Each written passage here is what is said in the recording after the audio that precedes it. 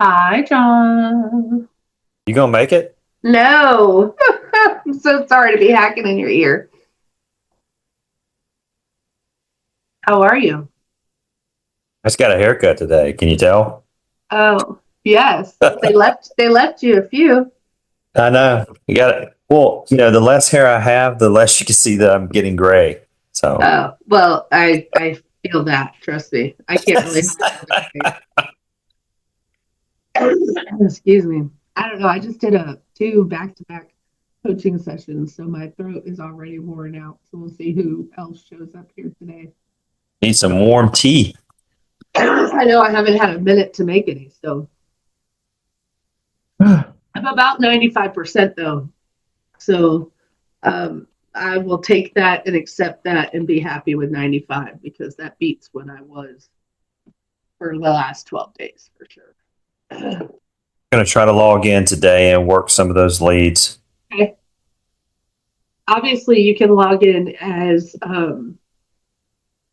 me or yourself. You have your own login, but if there aren't any assigned to you in there, you can just log in as me and assign them to yourself. Okay, Okay. All right. will do. You know what? I should actually try that right now Go ahead. because I know I saved the site. I thought I did. Alpha Growth Partners. Sorry. Apparently, I did not save it. Hmm. Uh-huh. If you go back to my emails and search Alpha Growth, the link will be in the document that I sent you in an attachment in there.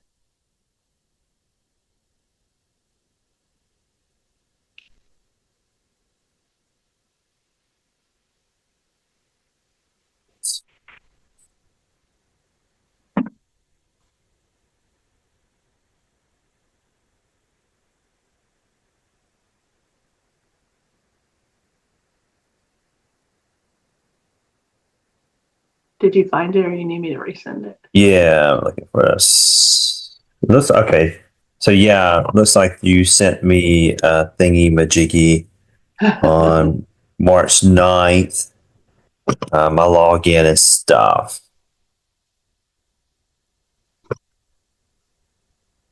Gonna do it real quick. You're fine. I You're need to by save yourself. this. You're by Hmm? yourself. You're by yourself anyway for some reason. So hey, There we go. aren't you lucky?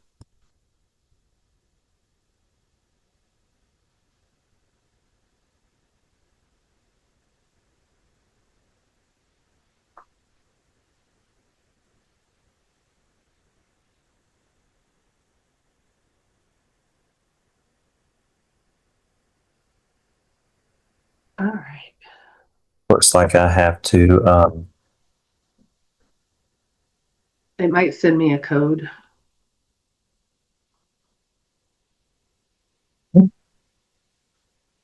Hi, Kim.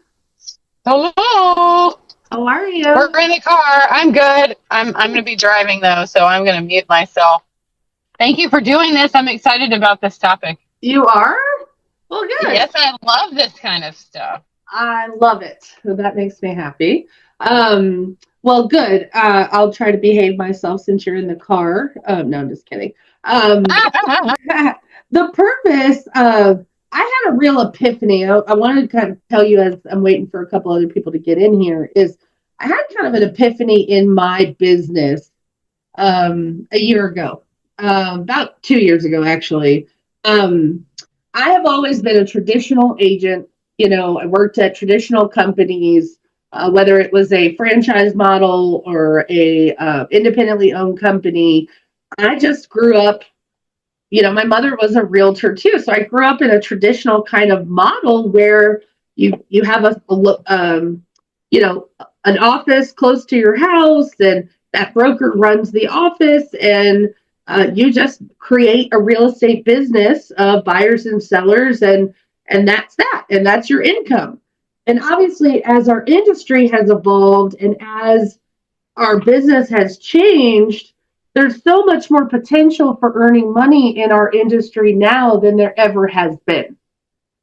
But we are also in a place where, depending on what your start was, how you got into this business, or what your training was, we still are very much operating on a hyper local basis, because that's where our buyers and our sellers come from, on the hyper local, in the neighborhoods we serve, the communities we market and promote ourselves and participate in.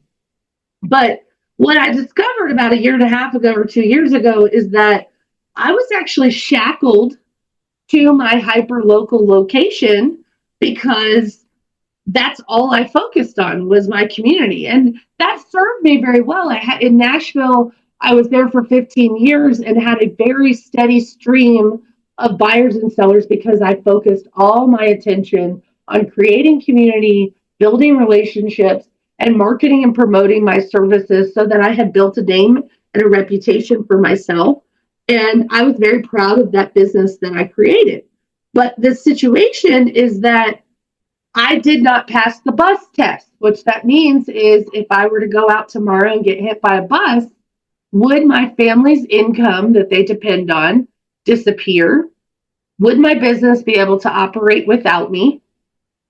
Could I continue to earn a living if I was laid up in a hospital for 6 months? And I think John can relate to this, because he's a heart patient, right? Your whole world is dependent on you. You're the primary breadwinner, maybe. You are responsible for your family's income. And if something takes you out of the game, whether it's your health, your mental health, or a natural disaster, or an accident, what does that leave you how does that leave your family? And how does that impact you? John, do you want to talk about that for a second? Yeah, I mean, I spent my savings. And you're lucky you had some. I'm lucky I had some. I don't mind being vulnerable here. I spent 26,000 in cash. Wow. I saved up from 2020 to 21, did really well. Mostly in mortgages, because I hadn't had my real estate license then. And then I spent, probably over 30K in cash. Yep. And then I had my 401k and IRA that I could take money out of, which cost me heavily on taxes. But then we sold the house, luckily, and I paid my house off. Right. So my expenses went down $3,000 a month. But yeah, my business dropped off the cliff. Even as mortgages, I did a mortgage here and there. But guess what? What if the doctor tells you cannot have any stress for a time period? How do you do this job? Therefore can't do anything. Right. So yeah, that, to your point, there you go. Right. And so what I discovered, and the same thing you discovered, and you were very fortunate that you had saved money. Mm-hmm. You were very fortunate that you were saved money. I have not always operated, and I know I'm like most agents in the country, we're 2 paychecks away from devastation. Most of us. And that's just our country as a whole. Most people are 1 paycheck away from poverty, of having their world turned upside down, where if you did not get paid a month, or if you didn't get paid 1 pay period, how it would throw off it would disrupt your entire household in bad ways, right? And so and this happened when I broke my foot. And it was my physical health, but it was also my mental health, and moving, and then a natural disaster, and all the things. But what I want you guys to understand and realize, and the reason I planned this class, was because there is freedom in why a lot of us get our license to begin with. We choose this career path because it has the opportunity for freedom. We're not chained to a desk, or we don't have to be chained to a desk from 9 to 5. Excuse me, y'all. We don't have a boss overseeing us and micromanaging us, so we have autonomy to operate our business however we'd like. Excuse me. And then it also provides us with financial freedom. We have the ability we don't work on a set salary. So we have the ability of making however much money we want. So we have time freedom built into our career path. We have money freedom built into our career path. What we don't have, for a lot of us who were like me, hyper focused on my little community that I sold in is location freedom for our business. Meaning that I can't go take off for 30 days and go to Europe and my business still operate whether I'm in Europe or not. I have to be an integral part of my business, right? You need me to operate my business. And so what I want to help remind you guys is that you do have the opportunity in our company specifically, because you guys are in the same brokerage, but for anybody watching this later on the replay, real estate does provide you the ability to earn your time freedom, money freedom, and location freedom.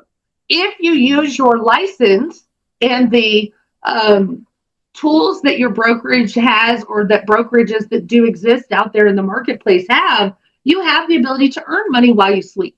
You can be in Europe for 30 days and still make money. You have the ability to get your time back, and you have the ability to make as much money as you want to make. Would all of you agree that we have that opportunity? Yes. Absolutely. And luckily for us, we have the capability of growing our revenue share, which does earn us money while we sleep if we focus and pay attention to that portion of our business. You also can break the location freedom up even more and get yourself more location freedom if you recognize that focusing on my revenue share allows me to earn money from anywhere. If I'm recruiting agents to my organization, you don't have to run a team. But if you're recruiting people to this company, you have the ability to do that from anywhere, whether that's in a camper on the beach, if that's in a lounge chair in Mexico with a cocktail in your hand, or if that's in Europe while you're traveling all around, or if that's in Nashville, Tennessee, and you want to spend more time at home. It doesn't matter where you are, you have the ability, and that license that you have, I want you to stop thinking of it as a job. It is a business that I own. It is a career that I am directly responsible for what happens to it. And what I need you guys to understand is that your license is not just the ability to open houses and write contracts for people. Your license is the license to print money in multiple ways, whether that is representing investors or buying investment property yourself, whether that is recruiting agents to your organization and helping them be successful and making money off of them, whether that is helping buyers or sellers in the traditional market space of residential real estate, whether that is in buying land and developing it, whether it's in property management. There are 1,000 ways that you can make money with a real estate license. And most agents spin their wheels on the traditional route, which is helping buyers and sellers, which is fine. I've earned 6 figures doing that, many years over. But what happens is that I'm limited by my capability and my bandwidth. I'm limited in how many people I can serve mentally and physically. And if something happens to me, does that income continue to generate for itself? The answer is no.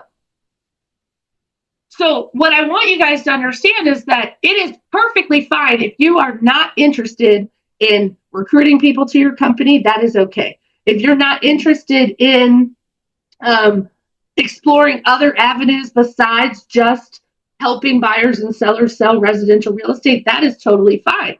But what I want you to understand is maximum freedom is having freedom of your time, money, and location, and continuing to earn money, whether or not you are spinning on the hamster wheel or not, whether or not you have to be an integral part of every deal that happens in order for you to make money or not. Everybody understands that's the maximum path to freedom, right? That is the maximum ability to earn as much money as possible, is if I am in control of my time, my money, and my location. And whether or not I make money, whether or not I'm working or not. Everybody gets that. But let's say you don't want to embrace all of that. You guys know who I am, so I'm going to skip this slide. I want you to understand that every agent I know feels like their business controls them instead of them being in control of their business. Freedom to me means designing your career so that it works for you, not designing your career so that you're a slave to it and working for it every single day. This is your business. You get to design it however you'd like. You get to put in whatever energy you feel like is up to par with what your expectation of yourself is. The problem is most of us expend a lot of energy on the wrong things. We expend a lot of energy on spinning our wheels and chasing our tail with very little results at the end of it. And so you get burned out, you get frustrated, you get broke, all of the things. And what I want you to understand is that I want you to take control, and I want to empower you to take control of your business and build systems in place that support the goals that you have. If you want to have $20,000 in residual income a month, what does that take? How many people does it require you to recruit, or how many houses do you have to sell, or how do you have to fill that pipeline to make that happen? But also, I want you to be in consideration and take control of your lifestyle. This industry requires some level of responsiveness to clients on their timeline, which causes us to be what I call popcorn realtors. We're constantly popping up at the demands of buyers and sellers because that's how we make money. And we leave behind the lifestyle choices that we want to make, which are spending time with our children, our partner, vacationing, showing up at our kids' softball games, or whatever the thing is, because we are afraid if we miss out on this appointment or this demand that client has made on us, we won't make any money. And if you had a true path of freedom and you were in control of your time, your money, and location, you would be less inclined to say yes to every request of your time that you get from clients at the last minute wanting a showing or wanting to see something the week that you're going on vacation. Because that happens every time we go on vacation. All of a sudden, all the clients I've been working with for months decide that they want to go look at houses on the week I'm not here. Right. Raise your hand if that's happened to you. Right? Absolutely. We always tell our agents, if you want to build your business, if you want to ignite your business or throw some gasoline on it, plan a trip, plan a vacation, plan to be completely inaccessible, because that's when they will come out of the woodworks, right? But I want you to understand that you guys are in charge of controlling when you pop up and how you pop up and who gets the demands of your time and what qualifiers you need to put in place so that you are not popcorning and being a slave to other people's demands, that you are more in control of your time. Because if we know that I am happiest and my business thrives when I'm in control of my time, my money, and my location, then we need to take control of that and not let it control us. Everybody agrees with me there, right? Let's talk about time blocking. Like, if for you to be in control of your time, you must block your time and prioritize it based on what makes you money. I have a whiteboard on the side of my office that says at the very top, ways that I make money. How do I get paid? For me, I have multiple streams of income, money coming from different places, where real estate sales is number one. That's the biggest place and source of my income. So when I'm building my schedule, I have to build it around where does my money come from? But I also make money in recruiting. If I look at what my plan is and how I want my money to flow, I am an integral part of the real estate business. And yes, that's the primary bulk right now of where I make my income, but it requires me to be involved in it. I can't always rely on my team to do that for me. I cannot rely on someone else to go on listing appointments for me. That requires me to be a part of it to earn the income that I have. But if my goal is to switch that and to actually get freedom and remove myself from the equation at some point, then I have to prioritize my time to doing something that sets me up to be able to remove myself. What sets me up in the future for being able to do that is building an organization, recruiting people to my company, because that does not require me to be involved in every one of their transactions. It requires me to support them, but I don't have to take the calls at 10 o'clock at night or 2 in the morning or 7 a.m. or whatever they are. So I want you to be in control of your schedule. In order to do that, you must set boundaries in place and protect the time that matters to you. Setting expectations with your clients on the beginning of the transaction about when they can expect to hear from you, when they can expect to talk to you on the phone, when they can expect to go look at houses. You're going to set those expectations up front, which is establishing the boundary, and then you're responsible for protecting the boundary and making sure that your clients understand. Sometimes you will have to remind them, hey, I know you've got some questions.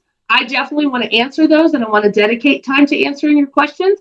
But how about if you write down all your questions and we talk about them on Tuesday at 4:00? That's me taking control of their anxiety and their stress and their part of the process, because it is part of the process of buying a house. You should have questions, and I want to answer them for you. And I want you to feel important, but I want you to understand that you're not my only client. And I want you to understand that you don't get the benefit just because you're buying a house with me. You don't get the benefit of all of my time. If you are a daily needer, you need something every single day. Jess Bollet, you have a client like this. That is because we didn't set the boundary up front that says, I'm going to answer all of your questions, but it may not be immediate. But one of the things that your client loves about you is that you do answer his questions immediately. But that is your choice.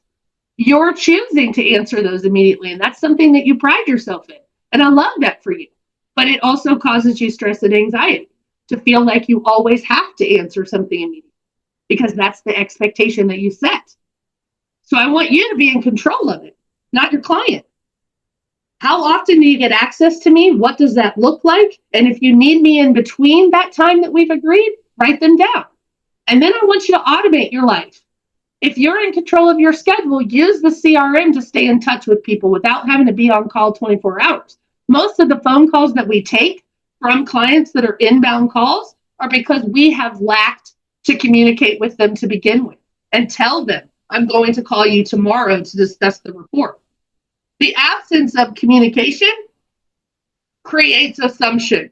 If I don't know when you're going to call me to talk about the report, I'm going to think about it all night, and I'm going to text you, and I'm going to message you, and I'm going to call you. But if you told me we're going to talk about it tomorrow, I'm going to wait till tomorrow. Does that make sense to everybody? Automate the things that you need to. Use the CRM to stay in touch with people on a proactive level instead of being responsive and reactive to the calls that are coming in. The other thing is I want you to do is to create reliable lead flow. If you want to be in control of your money, if you want to have money freedom, you have to have consistent sales. You have to have consistent recruiting. You have to have consistent activity. You have to have a steady stream of incoming leads and opportunities, whether your focus is on recruiting or your focus is on sales. Whatever your job is and whatever you've chosen to dedicate your time to, you must have a steady stream of opportunities in front of you. Opportunities do not fall in your lap by just happenstance. They come from activity. They come from your deliberate actions that cause you to create the opportunities. So where are your deals coming from? When I do my annual planning for the year, I don't say that I want to sell 50 houses.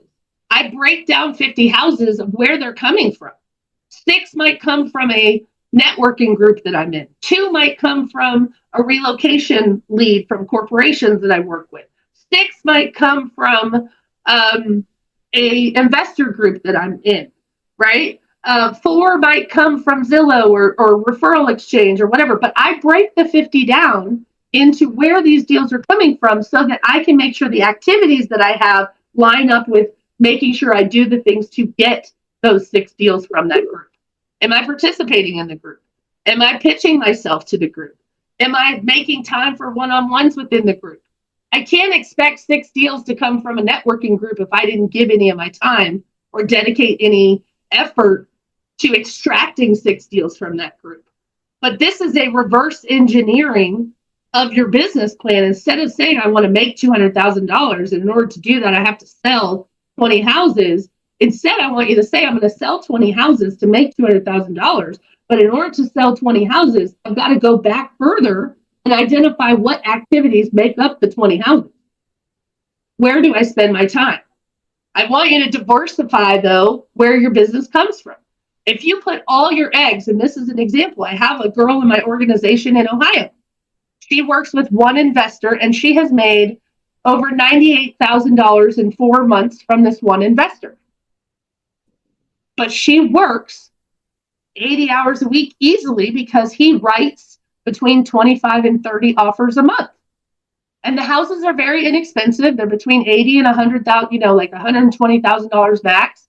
And he is her only client right now. Well, they got into an argument because he's a dick. Sorry, excuse me. He's a butthole, right? I forgot you were on the phone, Kim. I'm so sorry. He's a jerk. And they got into it. And guess what? He just decided to replace her with another agent. So the cash cow that she dedicated all the time and effort and energy to is gone. So you must diversify your sources. You must make sure that you have opportunities coming from multiple places, and those places need to be varied so that if something happens in one area, you still have business coming in. You still have opportunities to you. I also want you to use more passive lead generation, things that don't require, in order for you to have time freedom, you have to remove yourself from some of it. Are there things that you can do? If you're in the recruiting business, let's say you decide you want to work on your recruiting, the content that you're putting out should be geared towards realtors, and it should be geared towards helping them solve the problems that they currently have. What things are they unhappy with at their current brokerage? Or what do we offer that could help them make more money? What do they have access to that would help them generate more income? What are the pain points that they have? But what I want you to do is to be able to deliver that content, excuse me, without taking up all of your time. And is there a way that you could deliver that content virtually, whether that's through an Instagram channel, if that's content like a drip marketing or emails, if that is postings, running sponsored ads, if it is a YouTube channel? Is there a way where you can generate leads passively where you don't have to be a part of it? You don't have to physically talk to 500 people in order to pick up 5 buyers or sellers. Figure out a way to earn your time back by automating your things and seeing how you can deliver the content that does not require you. For example, I'm recording this class now. This class will go on my YouTube channel. I will plug this class later after we edit out the curse word that I used. I will plug this class later in hyperlocal realtor groups. I only had to teach this class once, but I can use the class over and over and over and over and over again. John, you are a lender. You have classes that you could provide, that you could record and deliver without you having to travel around from brokerage to brokerage to brokerage to brokerage to talk about what you do. I'm just giving an example, right? I'm trying to get you to understand, can you automate or create your content that you can repurpose in multiple ways? That allows me, that buys me back my time. I don't have to do the same class 400 times. I do it once and allow that to be repurposed. That make sense? Yes. Okay.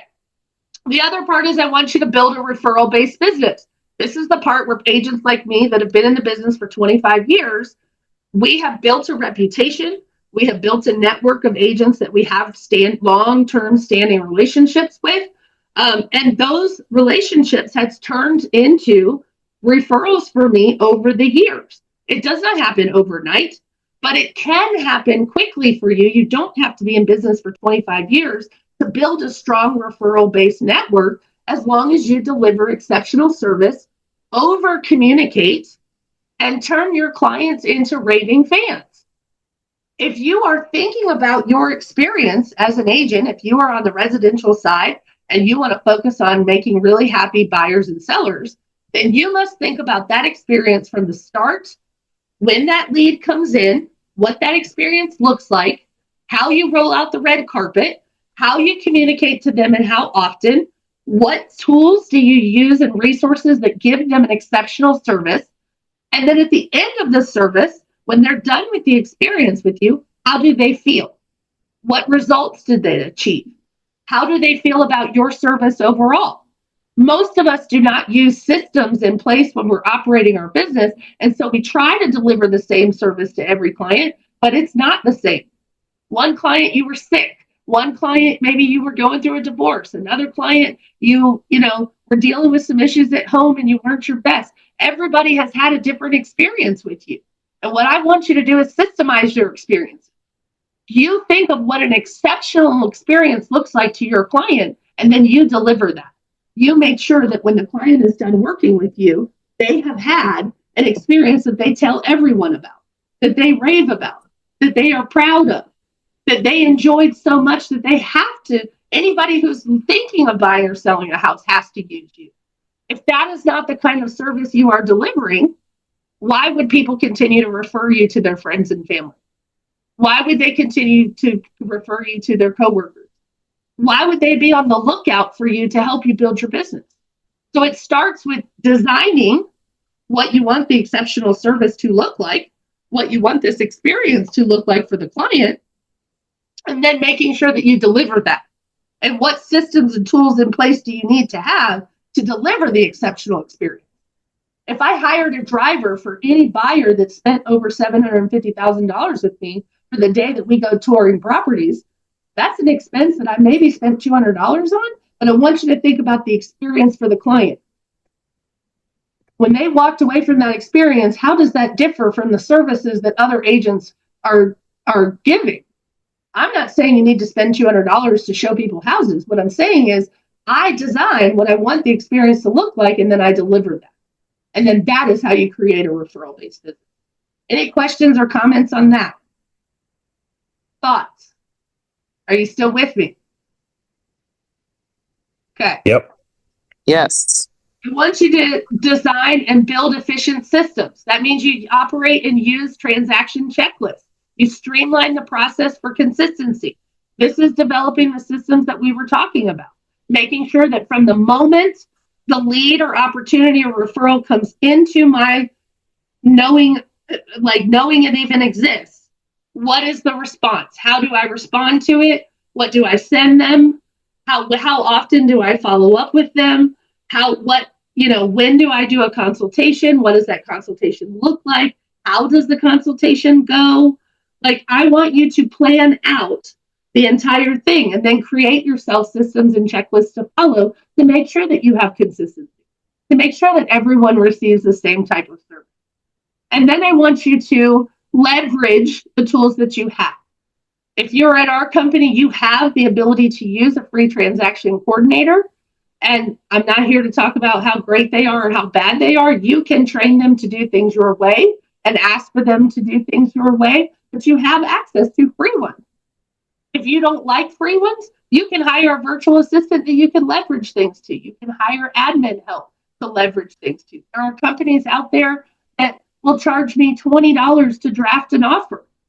So if I want time freedom, I have to decide what's more important to me, the time or the ability to do something else and pay someone $20 to do something that might take me an hour, right? How much is my time worth? And is it something I can leverage or delegate to someone else? Or is it something that I need to do myself? Because again, if I am required to have a credential, which is the real estate license, is the task that I'm doing, does it require a license and that credential to do it? If the answer is no, those are things we should be delegating. Those are things that we should be hiring out to do someone else. The actual orthodontist does not do all the stuff to prep for putting the braces on the teeth. They do all the braces. The orthodontist comes and checks. They have the credential to make sure that it looks the way it's supposed to and that things are done the way that they're supposed to. They follow a protocol. But guess who does all the work? The hygienist, the assistants, right? But the credential is required for a reason. Your license is the credential that you need to use as the barometer of what is for me to do and what is for someone else to do. And everyone will say, well, I can't afford to hire an assistant. I can't afford to hire this, so I just do it myself. If you know what your hourly rate is, you can't afford not to get help because you're spending $248. If that's what your hourly rate is, you're spending $248 to do something that somebody else could have done in 20 minutes. But it cost you an hour. And my hour is worth $582. So that's not for me. Okay? The other part is I want you to use templates.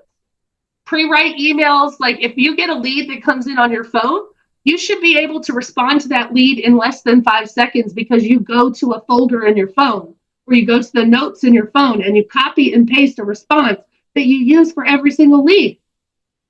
I don't have to retype the email every time. I don't have to retype the text message every time. I go to my little folder where I have it all saved and I just copy and paste it. It's the same experience for every lead. I say the same thing to every lead. Identify what works for you and duplicate it. Set up systems so that it takes the time off of you. If it takes me 30 minutes to write a follow-up email, I should only have to do that once. And then that same email becomes a template that I use over and over and over again. The same thing happens with your social media posts and your presentations and things like that. Use templates and make your life easier. Don't reinvent the wheel. I want you to be more choosy. The only way you get freedom is by making sure you have enough in the pipeline so that you can be choosy and picky about who you work with. But it's also going to be so that you have the ability to work with who you want to work with, and you're attracting the ideal client that you want to work with. Your job is not to sell anybody with a pulse and a heartbeat a house. Your job is to work with the people that you've identified you work well best with. Who do I have access to? Who do I resonate best with? Who is actually, appreciates my skill set, my experience, my expertise? Who actually values what I bring to the table? Are we in alignment with our values? Or are you diabolically for everything I'm against? I want to work with people that I get along with. I don't want to work with people just because I have to, because I'm desperate for a paycheck. I want to be picky and choosy about who I say yes and no to. Say no when you need to. Protect yourself. Protect your mental health. Clients who drain your energy or don't fit with your morals, don't fit with your values, or they don't appreciate and value your service or your value or your business model, they're not for you. So the people who are constantly trying to get discounts out of you, the people who don't even think they need a realtor, the people that think you only open doors, those are not my ideal clients. My ideal clients respect my profession. They know the value I bring to the table. They know what it could cost them if they don't have my expertise on their side. They know that they will be more successful with my help than without it. Those are my ideal clients. If you are complicated, if you are argumentative, if you think you know more than me, if you want to tell me how to do my job, we're not going to get along well. And I'm not going to. Come on. No, I'm not going to want to answer the phone when you call me. When I see your number come up on my caller ID, I'm going to make faces. My whole energy is going to shift. I don't want to work like that. And out of the drive for a paycheck is not why I do this. This cannot be what you're living your life for. Just to earn a paycheck, just to pay your bills, and be stressed out and not knowing where the next one's coming from. That is not the life that I believe we are designed to live. We are designed to live a life that gives us joy, makes us proud of what we do, and helps other people. So when you understand why you're doing this and who you want to work with, you are more confident in telling people, no, I'm not going to do that. Or no, this is outside of what my, I'll give you an example. That same client that I was talking to you about, the client that she was serving started doing some unscrupulous things, some things that did not align with her values or her morals. And I will tell you right now, you cannot be so desperate for a paycheck that you are willing to compromise your ethics or risk losing your license over. No amount of money should be worth that. And when we are in desperation mode, when we don't have savings to live off of, when we don't have a cushion to get us through the lulls in our business, when we don't have enough in our pipeline that make us feel secure, you start to loosen up on your ethics and your morals and your values. And I don't want you to compromise yourself that way. So you have to build your pipeline so full that that's never a consideration for you, because no paycheck should be worth you compromising your morals, your value system, or your license, your integrity. So don't put yourself in that position. The other part is I want you to educate your clients better. Make sure that they understand the expectation. For example, I have a coaching client in Texas that he had a house listed for a year. That client was not living on the property, and she thought that his responsibility as her listing broker was to go by and check on the property every so often. Well, there was a leak, a water leak. It wasn't his responsibility. It is part of his responsibility as a listing agent but they should have had a discussion about it during the listing period when they took the listing. What do you expect of me since this property is vacant? Do you have someone that could check on the property? You need to make sure that you have discussed what the expectations are, because you should not only rely on what's written in the listing agreement, that's what your client expects of you. That's why it's so important to not skip the listing presentation and not skip the buyer consultation, because that is your opportunity to set expectations, to set boundaries and establish boundaries, and to make sure that they understand what you're obligated to do. What are they hiring you to do? What is the scope of the service that I'm about to provide to you and what I'm committed to do? What am I willing to do? My coaching client is a super nice guy. He would have been happy to check on the property weekly or monthly or whatever she wanted, but that was never discussed. He had no idea that that was her expectation of him. And she did already employ somebody to check on the property and fix things around the house or take care of it. And so his assumption was that someone else was doing it. But the problem is, in the absence of communication breeds assumption. That's why you must educate and pre-qualify your clients. If I'm going to give you the bulk of my A time, if I'm going to dedicate undevoted time to you, then I need you to understand that I'm going to have certain expectations of you as well. And I want to make sure that you're qualified to earn that time.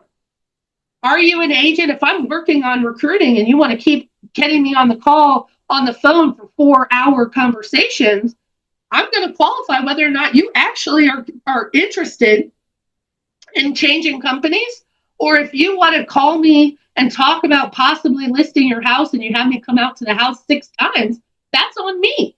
I didn't pre-qualify your motivation. I didn't pre-qualify your time plan. And did that align with mine? Because I wouldn't have given you the bulk of my A time if I knew you were 6 months down the road or a year down the road or 2 years down the road.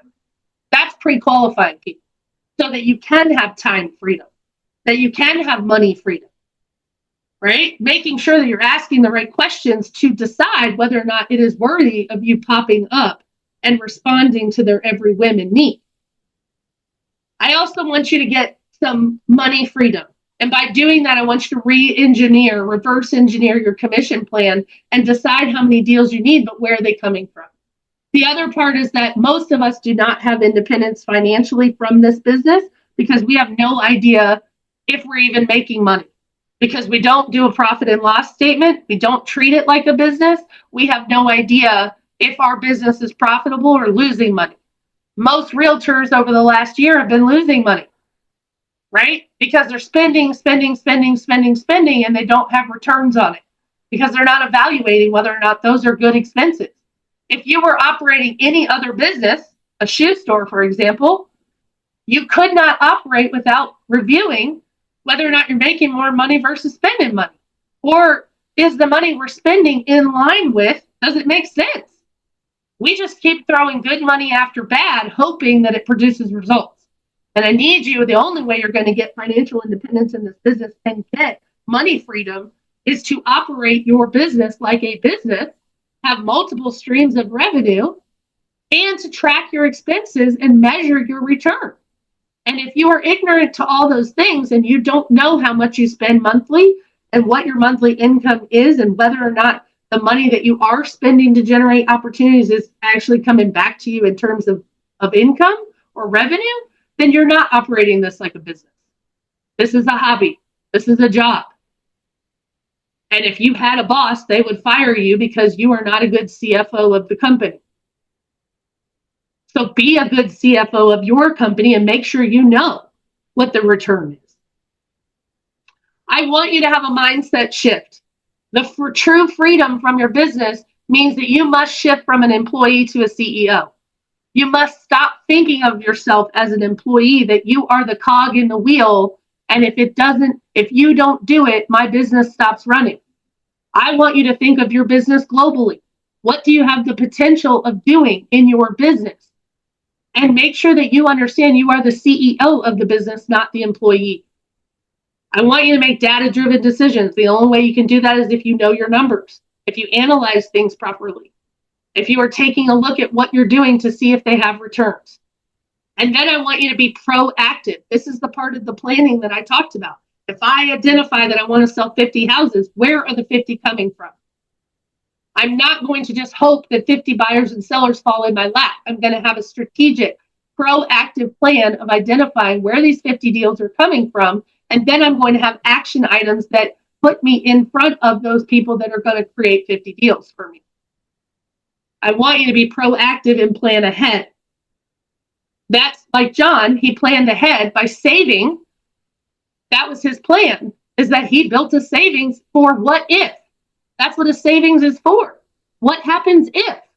But most of us are so reactive to our business that we can't ever get ahead enough to plan or be proactive and set aside money for what if. What if nobody bought a house from you for a year? Would you still be able to have a business? And this is why I'm telling you to diversify. And if your only plan is to buy and sell real estate, then if you didn't sell a house for a year, if your town got hit by a Category 5 hurricane and there were no houses to sell, my income would dry up if I only focused on residential sales. Your business license, your realtor license, your real estate license allows you to make money in lots of other ways. So I'm going to ask you guys some questions, since there's only 2 of you left here. Where do you feel the most stuck in your business or trapped? Is it time, money, or location? Ask that question again. Where do you feel the most stuck in your business? Time, money, or location?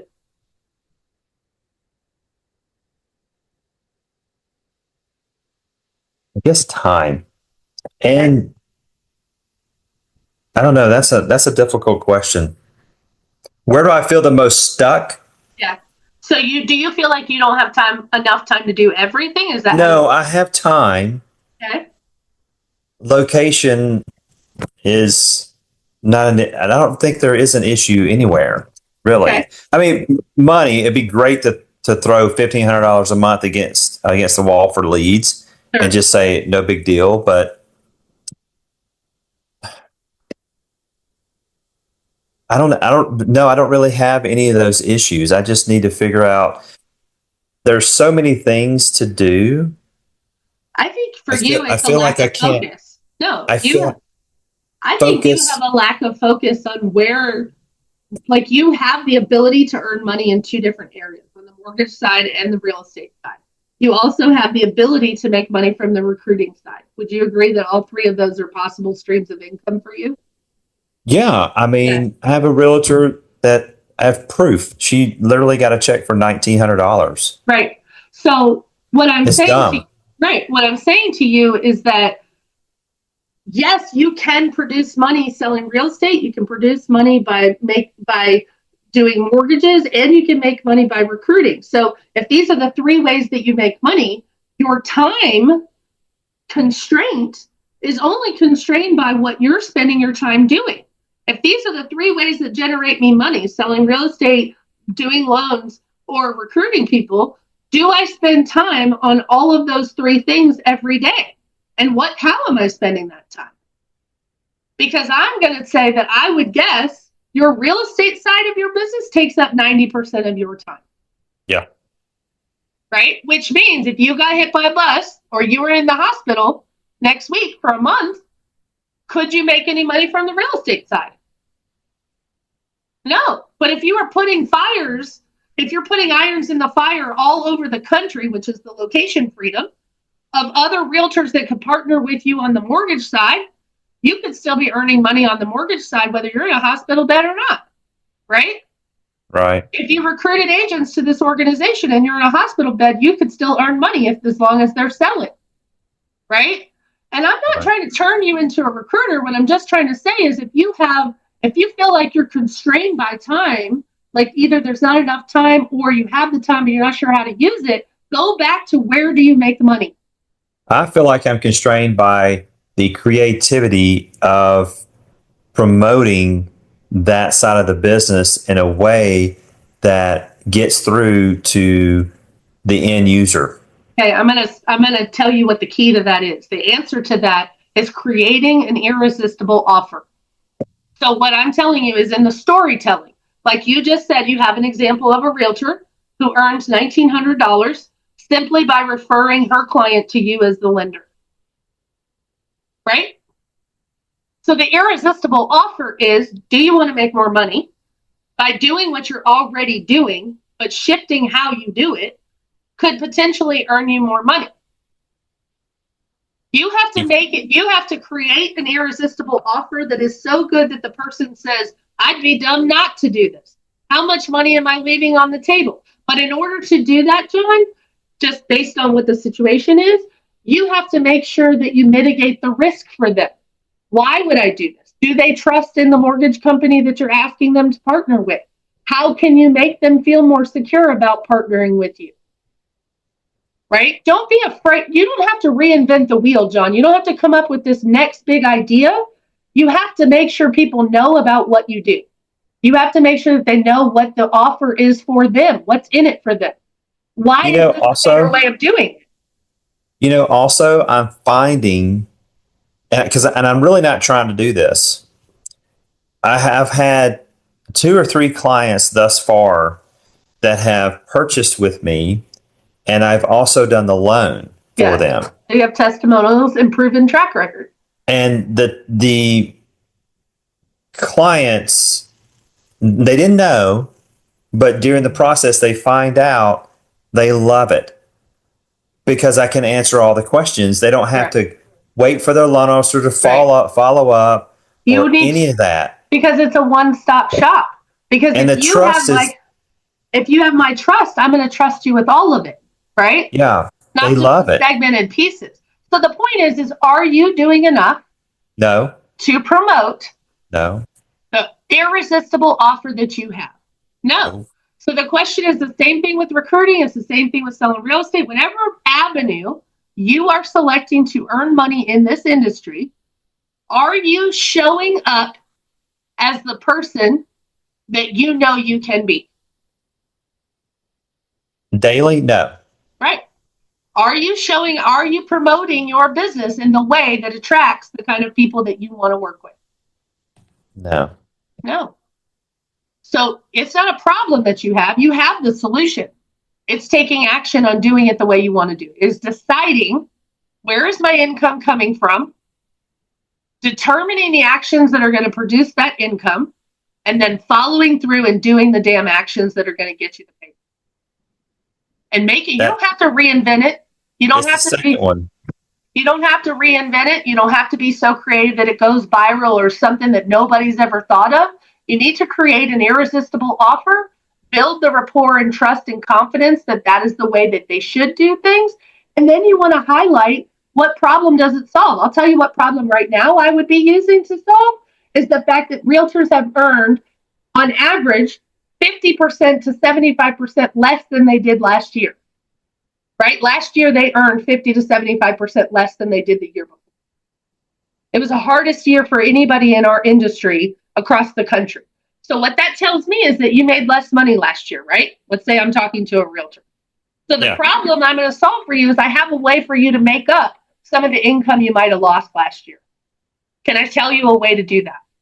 Can I show you a way that might be of interest to you to help you earn an extra $2,000 on each deal? Would that be worth a conversation to you? It is all in the presentation. It is all in solving the problem. It is all in creating the confidence and showing them that I'd be dumb not to do this. It's like what brought you to Epique, right? For you to make the decision to come here, yet some point in that conversation, the offer was so good that you said, I'm doing this. And I want you to think of what you have to offer as the same thing. Are you presenting in a way to a client, to a potential agent that shows them this is a different way to do it? There's some benefit to you, and it's going to solve the problem of the income, which is going to help you make more money. So I know you have all the answers to do what you need to do. You just need to follow through. Yeah. You have the capability, but I want you to ask yourself every day, and this is a mindset thing, this is a coaching thing. John, you are much like me. we get in our own way. Who I show up as on a daily basis is not at all who I could be. It's not the person. Who I show up as on a daily basis is typically in survival mode. But who I have the potential of showing up as and the income that I could make in this industry is going to require me to show up as the person I know I can be. It's going to require me to do the actions that I need to do. Should I do that in the form of Instagram and Facebook posts and stuff like that? Well, you're going to start there because you want to start talking about your mortgage. Do videos? Should I do videos of myself asking it? You should be using a combination of testimonials from the people who have actually done the program with you and earned money. You should be doing it from the client's perspective and showing them how much they love the one-stop shop. And you should be doing it from a company perspective of how the process works so that people build trust and credibility in it and aren't scared to refer their clients to you. And you should be using every method of marketing that you know how to do, whether that's LinkedIn, Instagram, Facebook, a YouTube channel, your personal Facebook, all of the above. But what I want you to focus on is what kind of content am I putting out to attract the person that I want to do business with? So if that's recruiting, I want to put out content that resonates with my ideal agent that I want to join my organization. With you want to put out content that attracts the realtor who recognizes why this is valuable, is willing to do the work that it requires to get set up to do it, and has trust, faith, and confidence that they actually refer their clients to you. So the content and material that you're putting out has to be appreciated, valued, and important enough and of value to the person you're trying to attract. Okay. Kim, I could also put that in groups as well. You sure can, right? But I just want you to don't overthink it and think it has to be perfect and I have to create this big thing and tell the damn story. I'm not bad about that at all. Okay, I know. Okay. No, Kim, is there any area for you in your business that you feel stuck? I feel like I'm making progress on all this stuff. Good. Something that has been extremely freeing for me is setting up Calendly to let people book themselves. Yeah, to let people book themselves, but also to block off time so that because what would happen, I find, is that somebody would suggest, somebody else would suggest a time to get together. Right. And I would be so interested in pleasing them that I would move everything around in my calendar, to accommodate that. 100%. We've all done that. Yeah. I think John and I are both wagging our head up and down because we've both done that. And that's very common because we let them be in charge of our time and our calendar. Yeah. And then I love that. There's so much suffering that results from that. Correct. I'm moving. I'm not trusting myself with allocating my time. And I'm having to move other things around. And I'm kind of freaking out a little bit because I haven't thought in advance about how much time I need to allocate to different parts of my business. Right. And the other part is that for you, the suffering is only happening by you, or it's also impacting your children or other people in your household, right? Yeah. Yeah. Right. So that does not make for a conducive or a very happy family and supportive team when they're the ones having to adjust or move around because we weren't in control of our schedule, because we didn't take control of it. So exactly. It not only impacts us, it impacts others too. Exactly. And part of that comes from listening to how lots of other agents do it. Yes. This is the best time of day to do this. This is how many, what days a week you should be working. And my reality is just not like that. No. And so I really had to have to look like that either. Mm-hmm. And I really needed to say, okay, what actually works for me? Yeah. And that's the other beautiful thing I love about our business is that a lot of us did join this industry because we wanted freedom from our time. We wanted the flexibility. That's the word a lot of agents use about why they became a realtor. They had young kids or they needed flexibility. They had another job or whatever it is. But the reality is that so many don't have the skill of protecting their time. But that's the first thing that goes out the window that they don't have is flexibility. Right? So the more that we can be in control of our calendar, if that's using a tool like Calendly that says, this is when I'm open and I have the freedom to block out times that I want to dedicate to other things. That means I don't have to rearrange everything. I don't have to inconvenience 5 people in my house. I don't have to then be bitter and resentful that I did all this and then you canceled on me anyway. I don't have to deal with any of that. Right? Yeah, So it takes away so much of the burden. Yeah. Thank you so much for sharing that because I think that could be helpful to a lot of others too. So thank you. Oh yeah. Very important. All right. I did have a hesitation about using that at first because it felt impersonal. Yes. Yeah. Like you're not talking to me and we're having a conversation, but the amount of time that I save and the stress is totally worth it. Well, like, I made a Calendly for this, so just find a time, and then they can see I'm actually really open lots of times, and they can just find something that works for them, and it's no drama. That. The other part, though, is that you can always use personal touches to help, couple with the tool or technology that you're using. So, like you said, your hesitation was the lack of personal touch with it, but you could always send a video text to the person as the reminder, or just a text to the person, or a quick voicemail slide or something like that just says, hey, it's Kim. I'm looking forward to meeting you. Like whatever the personal touch you would have given them on the schedule, you can always build that in to work in tandem with the tool or technology that you feel like strips the personal side away. Cool. I like that. Thanks. Okay. Was this helpful to you guys today? For sure. Yep. And I have a 1 o'clock. I better go. Okay. Thank you guys for being here. I want you to work on getting your time, money, and location freedom, figuring out how you want to use this license to make your money and make sure your actions are aligned with money-making activities to earn back your time, your money, and not be handcuffed to a specific location. Okay? Nice to hear from you, Kim. Oh, good to see you, John. Up today. Bye, guys. Bye. Thanks, Laura. Yeah. Thank you.